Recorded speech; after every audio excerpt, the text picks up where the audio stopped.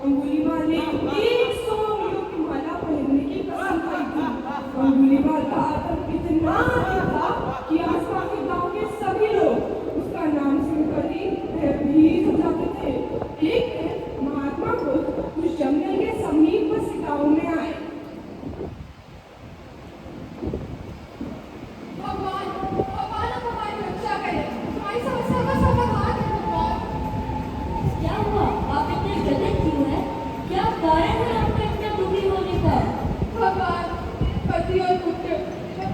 के साथ जंगल के मार्ग से जा रहे थे। किसी कारणवश वह पीछे रह गए।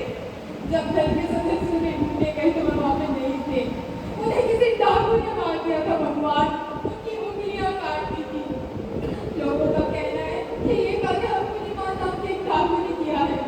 वो अपनी शिकार की उंगलियां काट देता है। भगवान हमारी सहायता करें। भगवान हमारी सहायता करें। मैंने लोगों को इसके विषय में बात करते हुए सुना था। आनंद, क्या तुम इस विषय में कुछ जानते हो? भगवान कहते हैं कि वह एक ज्ञानी पिता का पुत्र है। उसने स्वयं तक्षशिला से शिक्षा प्राप्त की है।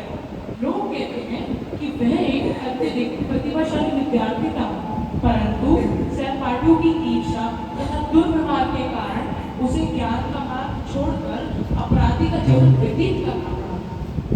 राजा के सैनिक बड़े लंबे समय से उसकी खोज कर रहे हैं, परंतु वह इतना चालाक है कि उनकी पकड़ में नहीं आ रहा। मैं उनकी पकड़ में ना आ सका। इस तरह से वो कभी पकड़ा भी नहीं जा सकता। सैनिक भाले और चाकू के बल पर लोगों को कुचल जरूर सकते हैं, परंतु उनका हृदय परिवर्तन नहीं कर सकते। मैं इसके लिए कल उससे खुद मिलूंगा। मैं स्वयं ही उस वन में जाऊंगा। नहीं नहीं भगवान, आप उस वन में नहीं जा सकते। वह बड़ा ही दुष्ट राक्षस है। मानव हत्या तो उसके लिए सामान्य कार्य है। यदि मैं नहीं जाऊंगा तो कौन जाएगा? बुद्ध निर्भीक होकर में प्रवेश कर जाते हैं। बुद्ध का करुणा में हृदय अंगुलीमाल की व्यथा से व्यथित था। बुद्ध अंगुलीमाल के निरुद्देश्य तथा दिशाहीन जीवन को धर्म का मार्ग दिखाना चाहते थे। कोई व्यक्ति आधा मुझे दिखाई दे रहा है। आज एक और चीज जुड़ जाएगी मेरे इस बारे में। हा हा हा हा हा। ए रुक जा। मैं कहता हूँ रुक जा। तुझे सुनाई नहीं देती? मैं कहता हूँ रुक जा। मैं कब से तुझे रुकने के लिए कह रहा हूँ, तू रुकता क्यों नहीं है? मैं तो न जाने कब से ठहरा हूँ। दौड़ तो तुम रहे हो, तुम कब ठहरोगे? देखो मुझसे नहीं लगा सन्यासी। सारा मगध देश मुझसे डरता है। इस राज्य का सबसे अधिक शक्तिशाली व्यक्ति हूँ मैं। डरना? तुमसे क्या डरना? डरना है तो उससे डरो जो सचमुच शक्तिशाली हो। मैं ये कैसे मालूं कि तुम इस राज्य के सबसे शक्तिशाली व्यक्ति हो? तुम्हें ये सिद्ध करना होगा। सिद्ध करना होगा? प्रतीत होता है तुम्हें अपने प्राण का भय नहीं है। ठीक है, तुम्हारी अंतिम इच्छा पूर्ण करने के लिए तुम्हारी बात मान लेते हैं। कहो क्या करना है? जाओ उस वृक्ष से 10 पत्ते तोड़ लाओ। बस इतना सा काम? कोई ऐसा कार्य तो कहते जो वास्तव में जल्दी होता। कहो तो मैं बेची ला लूं। नहीं, मात्र 10 पत्ते।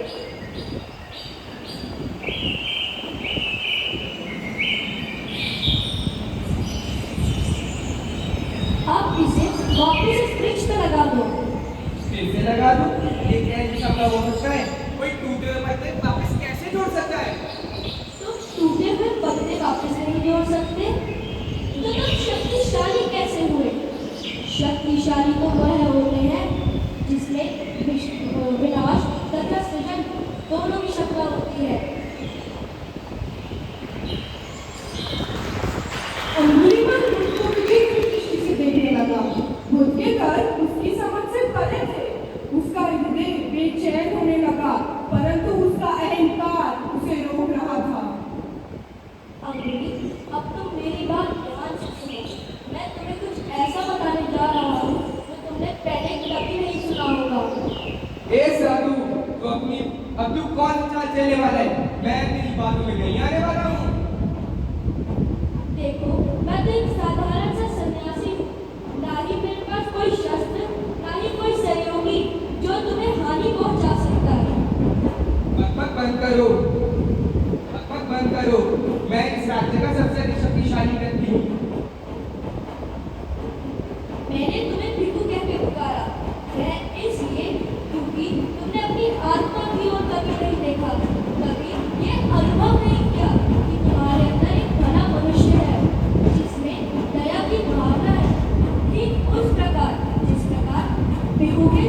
होती है। बकबक बंद करो। मेरे जीवन का एकमात्र उद्देश्य लोगों की हत्या करना, उनके हृदय में भय उत्पन्न करना। मेरे लिए जीवित लोगों का कोई महत्व नहीं है। मैं फिर भी कहता हूँ, लोगों और समाज के बीच तुम्हारा स्थान है। समाज, तुम जानते ही क्या समाज के विषय में? तुम स्वयं एकांत में रहने वाले हो। पीड़ा और अपमान के विषय में तुम जानते ही क्या हो? कदाचित उतना नहीं जितना तुम जानते हो। मुझे याद है तुमने अपने जीवन में कई दुख सहे हैं, परंतु इसका समाधान ये नहीं कि तुम दूसरों के भी जीवन में दुख उत्पन्न करो और स्वयं भी दुखी रहो। कभी ये सोचा है किसी की मृत्यु के पश्चात कि तुम उसके शव के समीप खड़े हो, रो, और कितनी ही बार इस जंगल के भयानक एकांत में तुमने अपने आंसू नहीं रोक दिए। देखो तुम्हारे मन के विचार अभी भी बाहर आने के लिए संघर्ष कर रहे हैं। उन्हें बाहर आने दो मुई, उन्हें बाहर आने दो। मेरी गंभीर स्मृतियों, पीड़ाओं और आंसू को मुक्त करने वाले तुम कौन हो? क्या अधिकार है तुम्हारा? मैंने वर्षों से अपनी चारों ओर एक दीवार बनाई थी, अपने दुख छुपा रहे थे, और तुमने अपने कुछ शब्दों और एक स्पर्शों से नष्ट कर दिया। मैं सर अपने जीवन को बचाने के संसार से भाग आया था, और तुमने उसे नष्ट कर दिया। कैसे जीवित रहूंगा मैं? कहाँ जाऊंगा मैं? मेरे मार्ग पर आने वाले सन्यासी तू है कौन? बता कौन है तू? मैं गौतम बुद्ध हूँ। मेरी शरण में आ जाओ, वही तुम्हारा उद्धार है। आप है भगवान, परंतु अपनी रक्षा कोई नहीं कर सकता। मैंने इतने पाप करे जितने तो 2 वर्ष में भी नहीं कर सकता। डाकू के रूप में तुम्हारा जीवन समाप्त हो चुका है। मैं अपने आदेश से तुम्हें तुमको नियुक्त करता हूँ। सिरे से सब कुछ शुरू करने का अवसर है तुम्हारे पास। नहीं भगवान, मैं पकड़ लिया जाऊंगा। लोग मुझे पत्थर मारेंगे, मेरी जान लेने की कोशिश करेंगे। तुम्हारे साथ इससे भी बुरा हो सकता है। जो हत्याएं तुमने की है उसका परिणाम तो तुम्हें मिलेगा ही। इन पीड़ाओं का कारण तुम ही हो। ये अपने कर्मों के फल तुम्हें भोगने ही होंगे। जब तक जीवन चलेगा तब तक तुम्हें अपने कर्मों के फल मिलते रहेंगे। क्या तुम्हें उन्हें स्वीकार करने का साहस है तुम्हारे अंदर? हाँ, पर मैं जिस नरक में जी रहा था, मुझसे तो कुछ भी अच्छा हो सकता है।